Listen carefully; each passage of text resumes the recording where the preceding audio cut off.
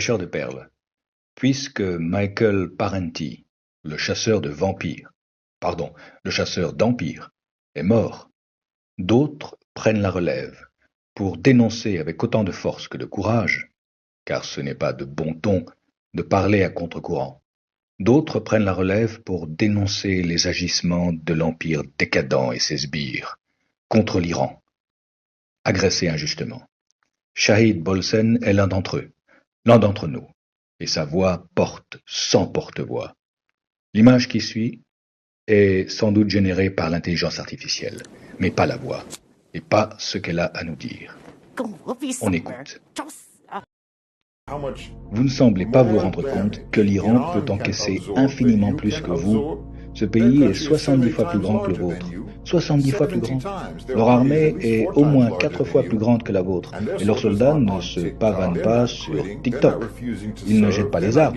Ils ne refusent pas de servir leur patrie. Ils ne sont pas non plus retirés de leur poste à cause d'un problème psychologique. Ils ne se suicident pas.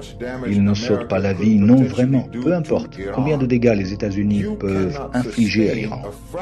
Vous n'êtes pas en mesure de supporter 1/100 de ce que les Iraniens peuvent supporter. C'est un fait. Si ça dure encore ne serait-ce que 6 mois, l'impact pour votre économie serait de pas moins de 165 milliards de dollars. C'est 35% de votre PIB. Doublez ce chiffre si la guerre continue pendant 1 an. Et elle pourrait parfaitement durer plus d'1 an si c'est une guerre totale et que l'Iran est réapprovisionné en munitions par la Russie et la Chine ou la Corée du Nord, et s'il s'appuie sur des alliés proches. Oh, certainement que cette guerre peut continuer. Et oui, j'y insiste, le fait est que vous pouvez changer d'air si ça tourne mal pour vous, mais pas les Iraniens. Les Iraniens sont là pour rester, vous comprenez? Les Iraniens n'ont même pas besoin de mener une attaque provoquant un grand nombre de victimes contre Israël. Il leur suffit de toucher un immeuble avec un missile. Et tous les occupants de chaque appartement de cet immeuble sont dans un avion pour New York, Paris ou Moscou. Les Iraniens peuvent littéralement dépeupler votre pays rien qu'en ciblant son infrastructure, parce que, à la fin des fins, vous êtes tous des Occidentaux élevés dans de la soie. Vous ne sauriez pas vivre sans Internet et sans machine à cappuccino, vous le savez aussi bien que moi. Vous n'êtes pas prêts à mourir pour la cause du sionisme, soyons sérieux. Ensuite, que croyez-vous qu'il arrivera si la guerre passe à l'étape supérieure? Que croyez-vous qu'il arrivera quand des soldats américains commenceront à mourir pour vous?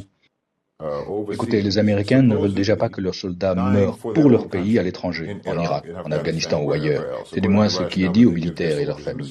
Notez à ce propos qu'ils se sont bien gardés d'envoyer leurs soldats lutter en Ukraine contre la Russie, leur ennemi juré.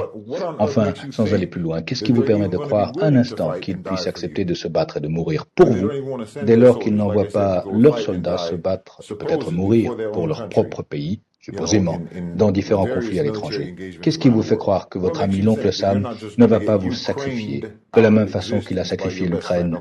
Ils sont d'accord pour que les Ukrainiens se battent pour eux, contre la Russie jusqu'au dernier Ukrainien. Ah ça oui.